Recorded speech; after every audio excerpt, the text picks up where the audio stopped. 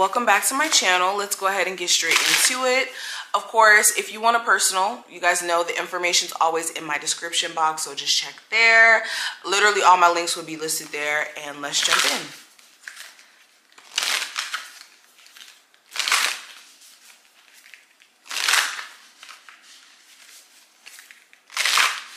All right, so first card we have the first quarter moon in Cancer. It says push through any insecurity. Interesting. So you could be feeling like you're not living up to your full potential right now. This could be because of minor blockages. Mainly I'm seeing it's a mind thing, where your mind has been more so distracted by like little things, your, anxious thoughts, people around you feeling the pressure in terms of, having to make a name for your family or be successful. And the pressure could be on right now. Like, I just get this energy of you wanting to excel and you being in the midst of so much change, or you already having a whole bunch of changes happening for you and have been happening for you, that it's like you're having to really find your footing in these changes, or even this change in mindset, because this may not even be physical changes you're going through. I just see a lot of like mental stuff going on here. Speaking of insecurity, you may have a romantic partner who's not really secure in their position with you. This could be because there could have been infidelity issues either on your end or this person's end. Take this reading out applies. Or there may be aspects of this relationship that makes this person kind of question, like, okay, is this relationship gonna last? Where is this headed, But let's keep going.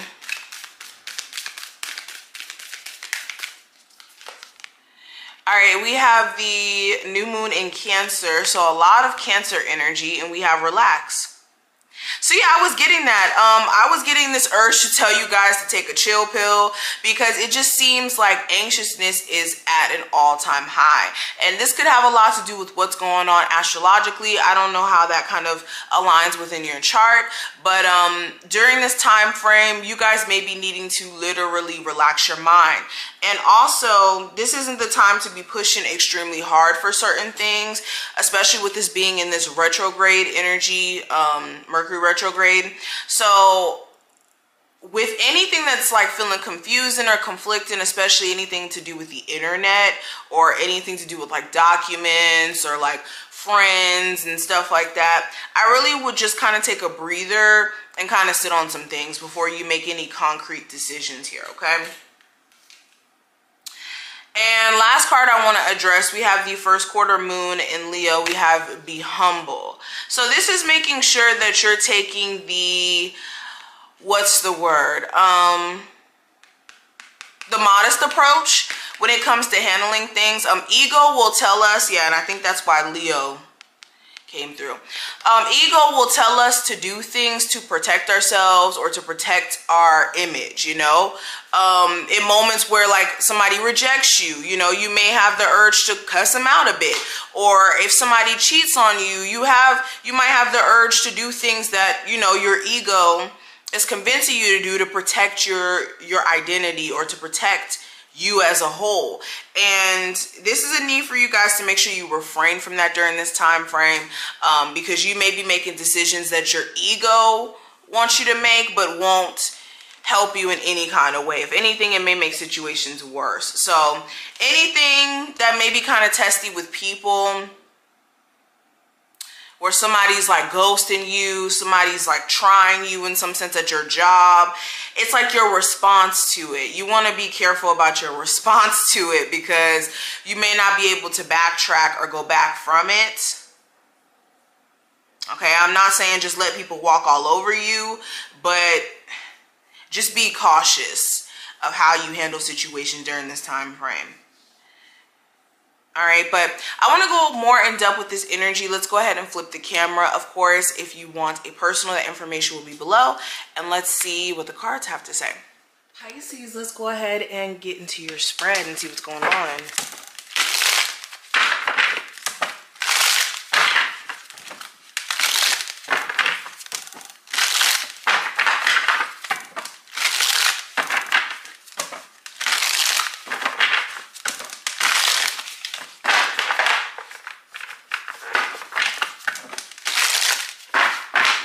right, let's see.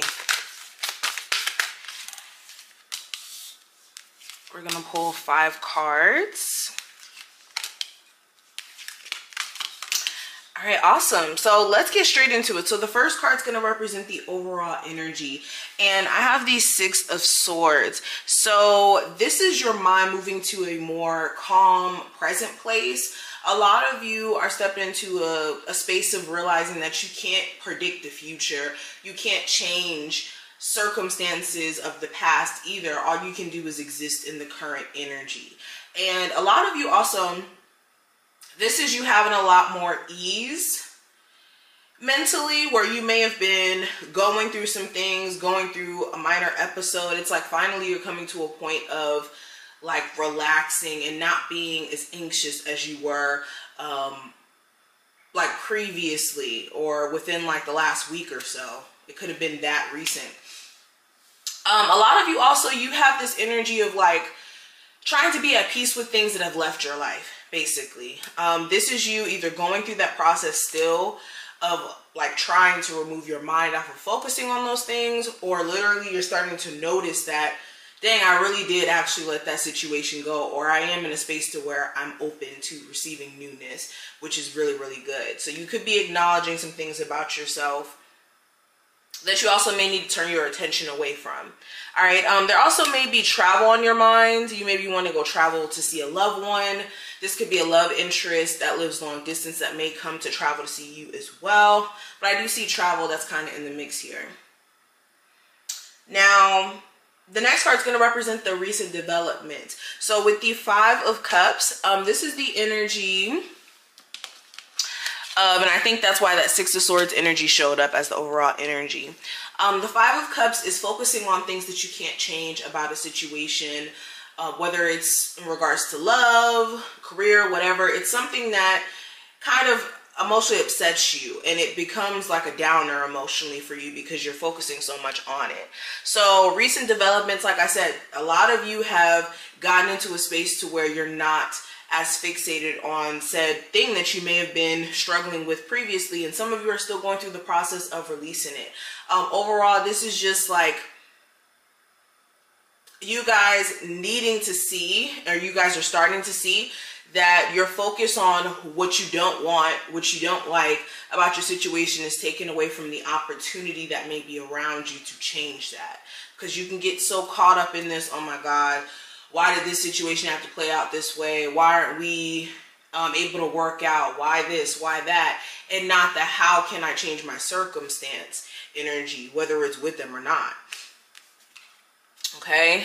You could be also realizing that somebody that you were interested in dating, either you or this person, take this reading how it applies, is still not over some sort of infidelity issue, excuse me.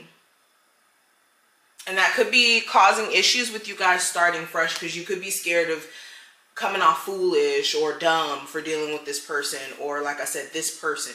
Again, take this reading how it applies. But yeah, the next card that I have, this is going to represent what's going to bring you clarity during this time frame. And with the 9 of Cups, this is you aligning yourself with your desires and also making sure that you're not having this perspective of everything is glittery because of what you may perceive. The way I see the 9 of Cups, this is like everything that glitters isn't gold sometimes. So yes, you could feel like, okay, once I get to this point in my career, then I'll be content, then I'll be happy.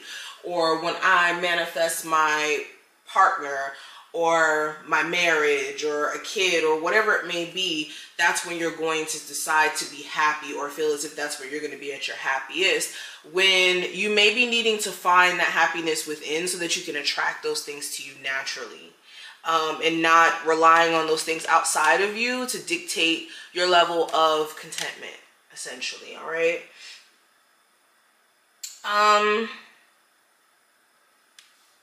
All right, the next card is going to represent the challenge. So with the Queen of Wands, this could be literally a fire sign, an Aries, Sagittarius, or Leo, or regardless of the zodiac sign, regardless of the gender that's on this card, because this could be a woman or a man. This just feels like somebody who may be very passive aggressive, maybe very defensive, could be very much like a loner to themselves, like not, they could be kind of standoffish, and you could be like wanting this person to kind of come out of their shell. Okay. Somebody around this time frame could be acting just really passive aggressive. And the challenge may be moving on from this person. Even though you may know these things, this person may have player-like characteristics. They could be very charming to a point to where they have a lot of suitors. And you could be wondering whether or not you could trust this person, especially if it's more so in the early stages. And you feel like, okay, this person has way too much going on. I don't know if I want to deal with this. Some of you, again, this has been like a constant theme within your relationship where either your person, their energy just seems like it's going against you and you can't work things out with them, or overall there's like I said, a cheating component. But another thing I see with this is your personal energy.